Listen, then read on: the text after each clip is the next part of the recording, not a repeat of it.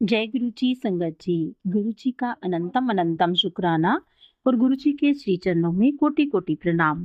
संगत जी, वीडियो को लाइक कर लीजिए, चैनल को सब्सक्राइब कर लीजिए और बेल आइकन के बटन को प्रेस कर दीजिए ताकि आने वाले हर सत्संग की नोटिफिकेशन आपको मिल सके। संगत जी, जैसे कि आप सब जानते हैं कि हमने जपजी साहिब जी के पाठ की व्याख्या का जो एक प्रयास शुरू किया है, एक उपराला शुरू किया है, तो आज हम जपजी साहिब की 21वीं पौड़ी की व्याख्या करने जा रहे हैं। संगत जी, मुझे उम्मीद है कि आप सबको ये हमारा प्रयास अच्छा लग रहा होगा। अगर आपको ये वीडियो अच्छी लगती हो तो आप इसको लाइक और शेयर जरूर कीजिए ताकि ज़्यादा से ज़्यादा संगत इस दिव्य वाणी का लाभ उठा सकें। संगत जी, जैसे कि आप सब जानते हैं कि गुरु जी भी कहते थे कि हमें गुरबानी पढ़नी और सुननी चाहिए। गुरु जी हमेशा हमें शब्द गुरबानी पढ़ने के लिए कहते थे। संगत जी, जैसे कि आप सब जानते हैं कि हमारी जो संगत है वो लाखों करोड़ों में बढ़ चुकी है।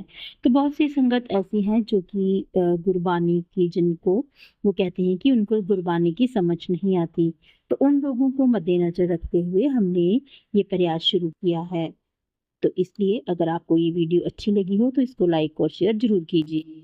जपजी साहिब एक ओंकार सतनाम तीरथ तप दया दत दान जेको पावे दिल का मान सुनिया मनिया मन कीता पाओ अंतर्गत तीरथ मन नाओ सगुन तेरा मैं नाही कोई बिन गुण कीते भगत न होई स्वसत अतबानी परमाओ सत सुहान सदा मन जाओ कवन सुवेला वक्त कवन कवन तित कमवार कवन सिरुत माह कवन जित हुआ शाह वेल न पाया पंडिता जिन होवे लेख पुराण वक्त न पायो कादिया जिन लिखया लेख पुराण थित वार न जोगी जाने रुत माह न कोई जाकर का तीरथ को साजे आपे जाने सोई कीकर आका की सलाही की बरनी की जाना नानक आखन सबको आखे एक दो एक सियाना वड्डा साहिब वड्डी नाई कीता जाका होवे नानक जेको आपे जाने अगे गया ना सोहे।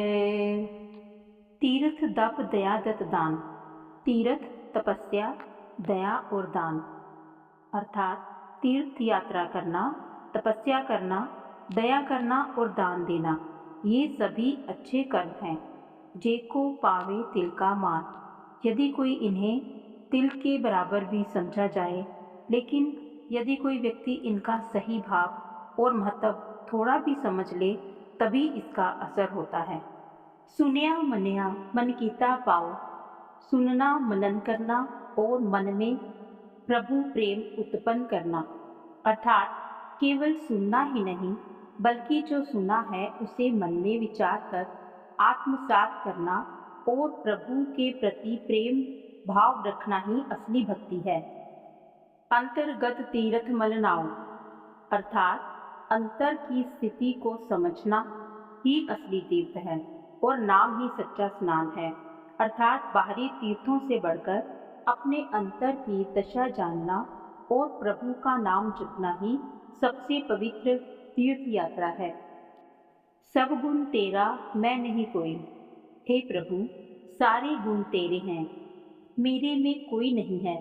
अर्थात मैं कुछ भी नहीं, सब कुछ तुम में ही है। हे प्रभु, बिन गुण कीते भगत न हुई।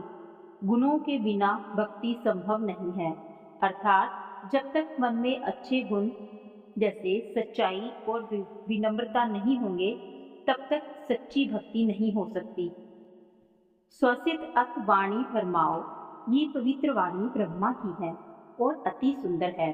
अर्थात ये वाणी कोई साधारण शब्द नहीं बल्कि ब्रह्मा परमात्मा की वाणी है जो दिव्यता से भरी हुई है। सत्य सुहान सदा मन चाओ। सत्य ही सुंदर है और वह सदा मन में बसता है। अर्थात सत्य ही वह आभूषण है जो आत्मा को शोभा देता है और ये सदा मन में बसा रहना चाहिए। कौन सुवेला वक़्त कवन तिथ कवन वार। कौन सा वह समय और पल तिथि और वार था अर्थात वो कौन सा क्षण दिन तिथि और वार था जब ये सृष्टि रची गई। कवन सी रुतमा कवन जित हुआ आकार। अर्थात वह कौन सा मौसम था जब प्रभु ने ये सृष्टि बनाई, अर्थात किस ऋतु में ये संसार बना, ये कोई नहीं जानता। वेल न पाया पंडिता जे होवे लेख पुराण। पंडित भी ये समय नहीं बता सके कि इस सृष्टि की रचना कब हुई, भले ही वह पुराण पढ़ते हों। अर्थात सृष्टि का आरंभ पंडित भी नहीं जानते, चाहे उन्होंने कितने भी धर्म ग्रंथ पढ़ रखे हों या वो कितने भी ज्ञानी हो, वे भी ये नहीं बता सकते कि इस सृष्टि की रचना कब हुई। वक्त न पायो कादियाँ जिन लिखन लेख पुराण। मुल्ला भी ये नहीं जान सके जिनके पास कुरान है, अर्थात कुरान पढ़ने वाले मौलवी भी सृष्टि का आरंभिक समय नहीं जानते। थित्ती वार न जोगी जाने रुत माहे न कोई, थित्ती वार ऋतु। कोई भी योगी ये नहीं जानता, अर्थात कोई योगी ना कोई ज्ञानी इस बात को जान पाया है कि सृष्टि कब बनी।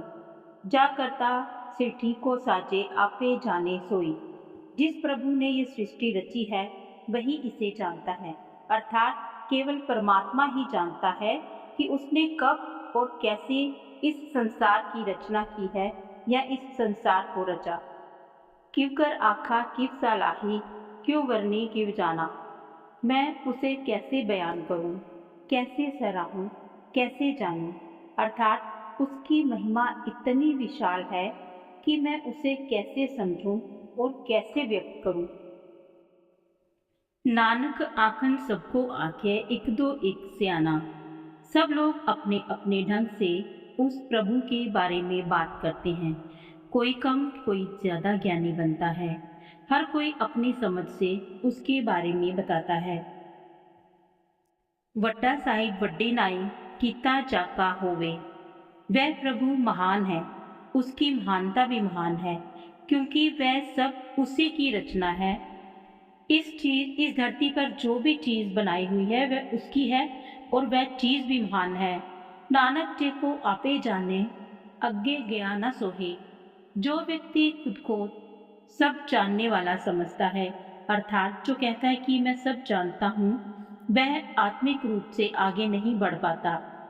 अर्थात जो व्यक्ति खुद को बड़ा ज्ञानी मानता है वह प्रभु की नज़र में विनम्र नहीं होता और उसकी आत्मिक उन्नति भी नहीं हो पाती।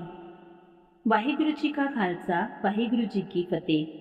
जय गुरु जी। संगत जी, संगत जी, अगर पानी पढ़ते समय मुझसे कोई गलती हुई हो, कोई भूल हुई हो तो मुझे माफ़ करना। मैं वाहिगुरु जी के आगे अरदास करती हूँ कि मुझे शुद्ध और स्पष्ट वाणी पढ़ने की बल और बुद्धि दें। तो संगत जी, कल फिर मिलेंगे नए अध्याय के साथ। तब तक जय गुरु जी, शुक्राना गुरु जी।